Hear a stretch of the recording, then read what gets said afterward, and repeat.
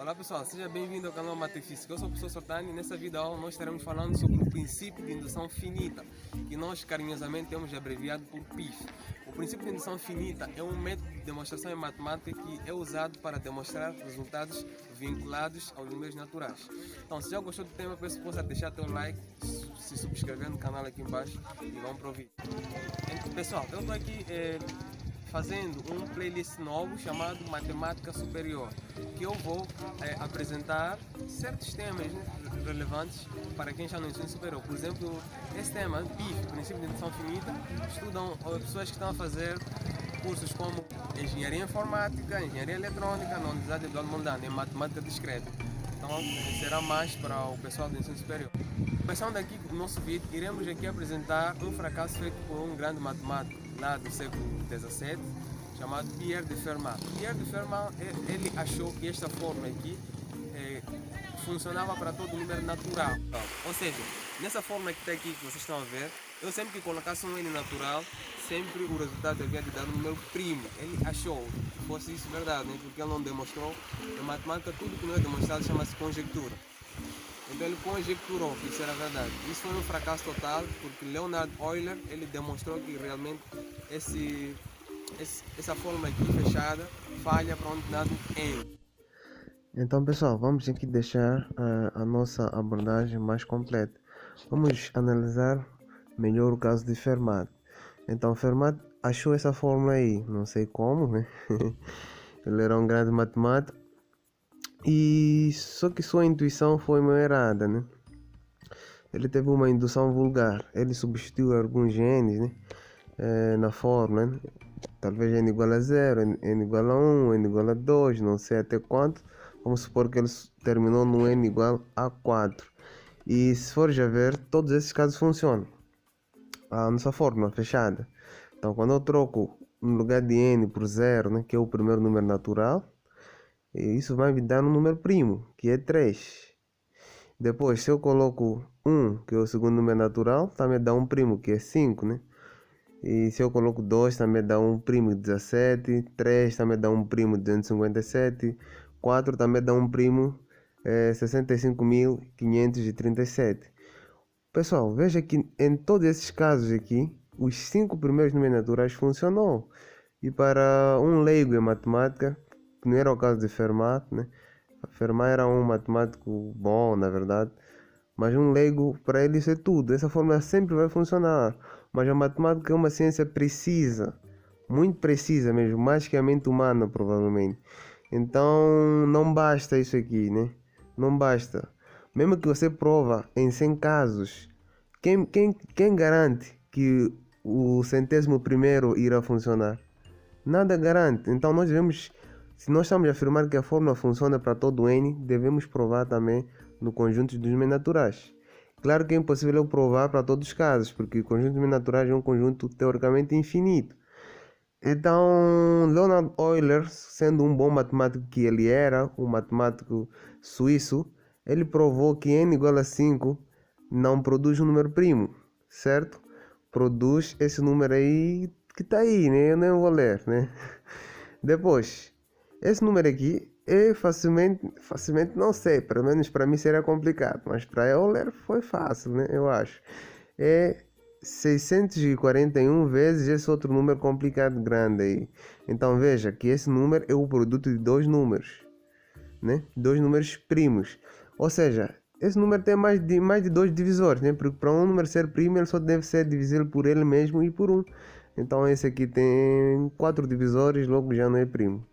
Euler provou que Fermat estava errado, né? Por contra-exemplo. Isso aqui chama-se um contra-exemplo, que consiste em você dar um exemplo que contradiz uma afirmação, que é um método de demonstração também matemática, né? Então, o princípio de indução finita é um deles, contra-exemplo também é outro, e existem outros também, outros métodos como o princípio da boa ordenação, redução absurda e assim por diante. Então, terminada a abordagem, foi entendido que Fermat estava errado, mas, digamos, para não deixar o Fermat tão triste assim, todos os números primos que podem ser gerados através da fórmula dele foram chamados de números de Fermat.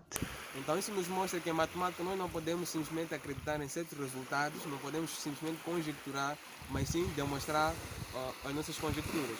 Então, o princípio de indução finita, o PIF, é um dos métodos utilizados pelos matemáticos para demonstrar certas propriedades ou formas vinculadas aos números naturais. Então, pessoal, vamos aqui continuar com o nosso tema, né? Vamos aqui continuar com o nosso vídeo. Então, aqui, como primeiro exercício, eu escolhi este aqui, né? Achei razoável. Então, é para provar que essa expressão, né? Ou seja, quando eu somo, né? 1 mais 2 mais 3 mais 3 pontos até n, né? Uma soma de n parcelas, né? Dos números naturais, né? Isso aqui, né? Que matematicamente falando é mais conveniente escrever assim. Isso aqui dá sempre n vezes n mais 1 sobre 2. O que significa isso aqui, né? Tá meio obscuro aqui e tudo mais. Mas isso significa simplesmente o seguinte. Significa o seguinte, que quando eu somo, né, dois números naturais, suponha que eu somo 1 mais 2, vamos supor 3, né, mais 3. Isso aqui nós estamos a ver que dá, se formos a ver aqui, dá 5 mais 1, 6. Isso aqui está-nos a dizer que essa fórmula aqui funciona, ou seja, eu só trocar o 3, né, que é o número de termos que eu tenho aqui, né? Então aqui eu só colocar 3 aqui no lugar de n, e aqui 3 mais 1 sobre 2. Isso aqui, se for já ver, se dá 4, e 4 vezes 3 dá 12, e 12 sobre 2 dá 6. Então veja que essa forma simplificou essa minha soma. Você pode dizer, mas não ajudou em nada, né? Porque nós conseguimos dessa maneira. Agora imagine que eu quisesse encontrar uma soma um pouco mais grande, né? De números naturais, como 100. Então teria que somar 1 mais 2, 100 primeiros números naturais, né? Quero encontrar a soma dos 100 primeiros números naturais. Tinha que somar 1 mais 2 mais 3 mais 4 mais 5. Então daria uma coisa muito grande. Mas com essa fórmula aqui, eu só colocaria 100 aqui e daria logo 5050, né? Que foi o resultado de Gauss, né? Que foi aquele gênio matemático. Certo? Então isso aqui chama-se soma gaussiana, inclusive, né? Em homenagem a ele. Então, como é que nós vamos provar isso aqui? Funcionou aqui para 3, eu podia colocar 4 números aqui e havia de funcionar, mas será que isso funciona para qualquer n? Então, nós precisamos do princípio de indução finita para provar, certo? Então, vamos aqui, né, dizer que o princípio de indução finita se divide em duas partes. Então, a nossa demonstração consiste em primeiro provar que isso funciona na chamada base de indução, né, que consiste em provar que a nossa fórmula funciona para um dos números naturais, né, que nós usamos geralmente o primeiro, n igual a 1. Então, como é que nós vamos provar isso aqui? Vamos simplesmente colocar na fórmula, né? Então, sei que a soma dos números naturais do primeiro número natural dá ele mesmo, né? É 1 mais nada, né? Então dá 1.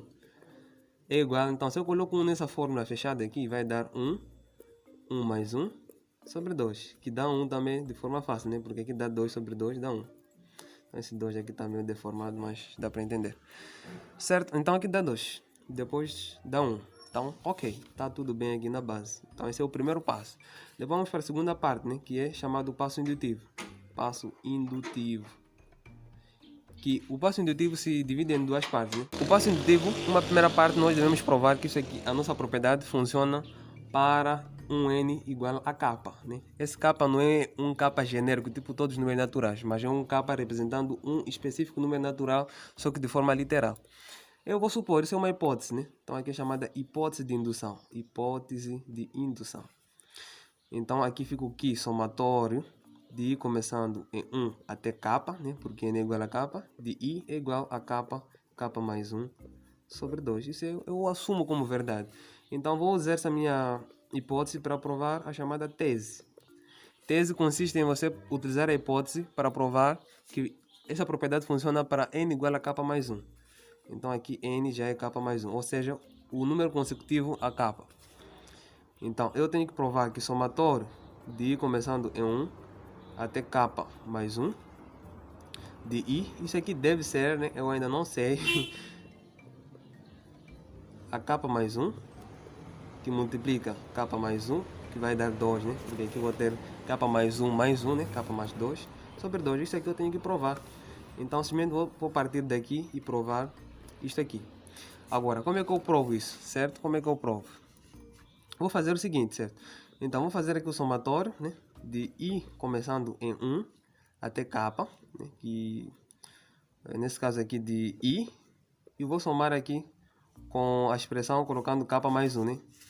né? Ou seja, eu aqui vou primeiro de I começando de 1 até K, depois vou para um número consecutivo, porque eu vou até K mais 1, vou somar e começando de 1, 2, 3, número natural, até K mais 1.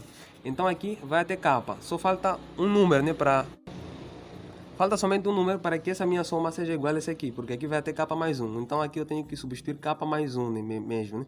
Então vou ter que colocar aqui K mais 1, no lugar de trocar por K mais 1 para compensar, né? Para que tudo isto aqui seja igual a isto aqui. Certo? Isso aqui é meio óbvio saber, né? Só que isso aqui, pela nossa hipótese, nós já sabemos quanto é que vale, né? Pela nossa hipótese, vale K mais 1 sobre 2. Então, pessoal, lembre-se que esse vídeo é de matemática meio avançada, então tens que ter base de matemática. Então, K mais 1 sobre 2, mais K mais 1, que é a outra parte aqui. Então, devo provar que isso aqui vai ser isso aqui, né? Para eu terminar a minha demonstração.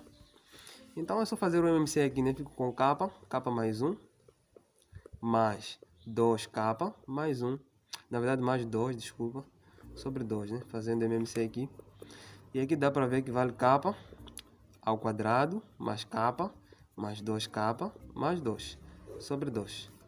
E aqui dá para ver de forma fácil que isso aqui vale K ao quadrado mais 3K mais 2 sobre 2. E veja que isso aqui é igual a exatamente isso aqui, né? Se eu desenvolver isso aqui, né? Se eu desenvolver isso aqui, aqui vai dar K ao quadrado mais 2K mais K, né?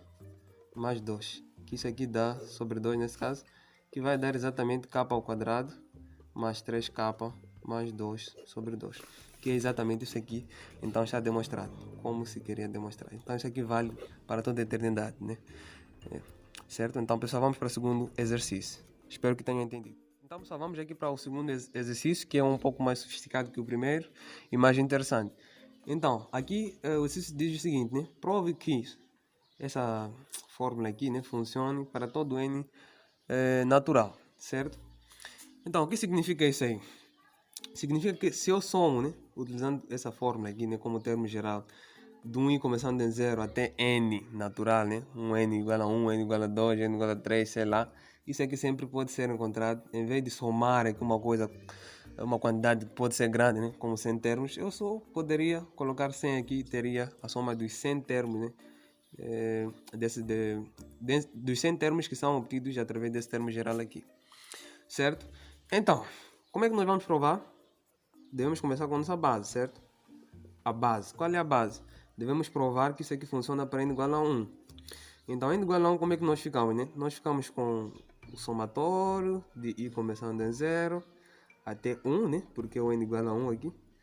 I vezes 2 elevado a i, certo?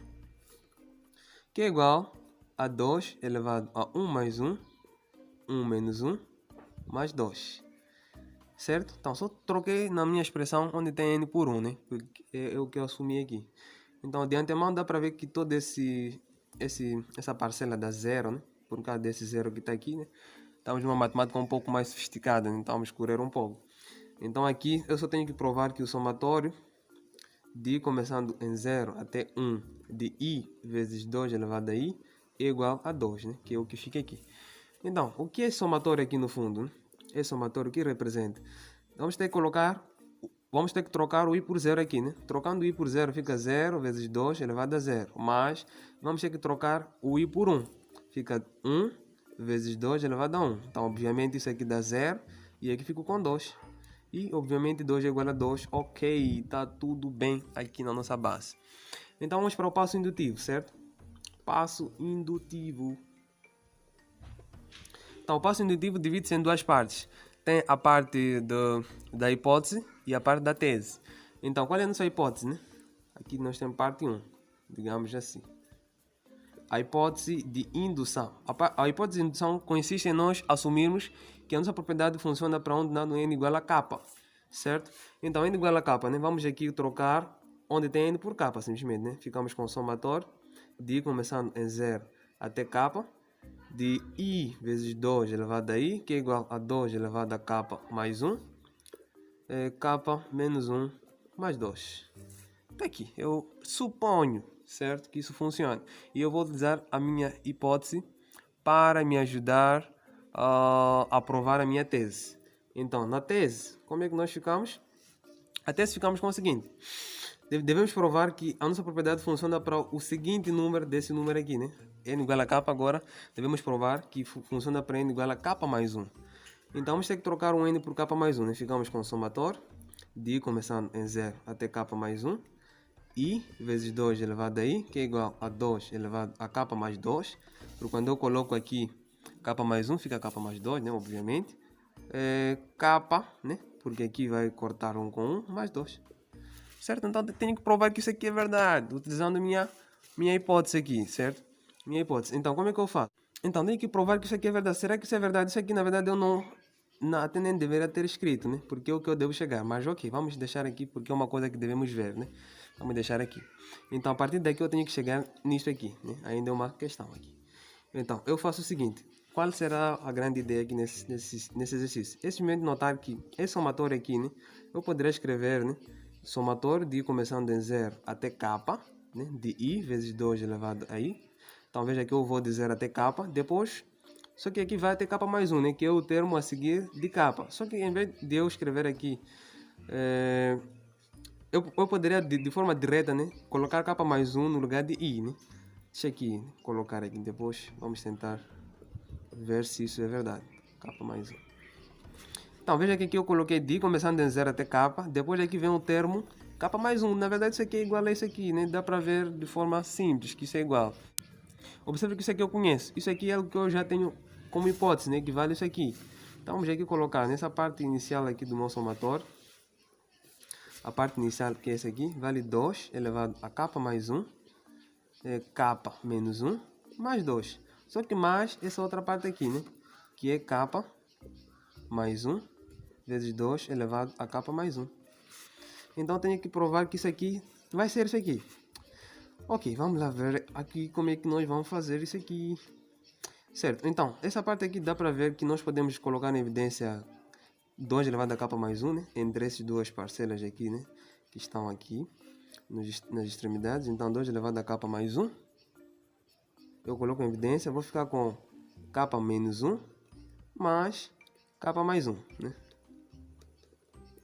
Mais 2, né? Que está aí fora. Já estamos sem papel aqui. Então, dá para ver que eu posso cortar 1 aqui com 1 aqui. Fico com 2K. Se for já ver aqui, né? 2K, certo? Então, aqui vou ficar com 2K. Que vai multiplicar 2 elevado a K mais 1. Mais 2. Só que veja que aqui 2 e esse 2 são potências de mesma base, né? Eu posso somar os expoentes, manter a base, somar os expoentes, aquilo de matemática base. 2 elevado a K mais 2, mais 2. Então, observe que isso é estritamente isto aqui. Então, como se queria demonstrar? Já está demonstrado, ou seja, essa propriedade funciona realmente para todo número natural, isso é verdade. Então, em matemática é uma coisa brilhante, né? Uma coisa quando é provado, sempre é verdade, sempre é verdade. É diferente de física. Física é uma ciência meio dinâmica, né? Em termos de trocar de ideias sempre, né? Então, Newton vem, diz uma coisa, passa um tempo, Einstein diz outra. Então, as leis simplesmente são válidas por um dado tempo, né? Mas a matemática, quando é provada, sempre é válida. Certo? Então, pessoal, se gostaram do vídeo, deixe aquele like para fortalecer o canal. Eu sou o professor Sortani. Eu sou estudante do primeiro ano da Universidade Eduardo Mondlane, no curso de Engenharia Mecânica.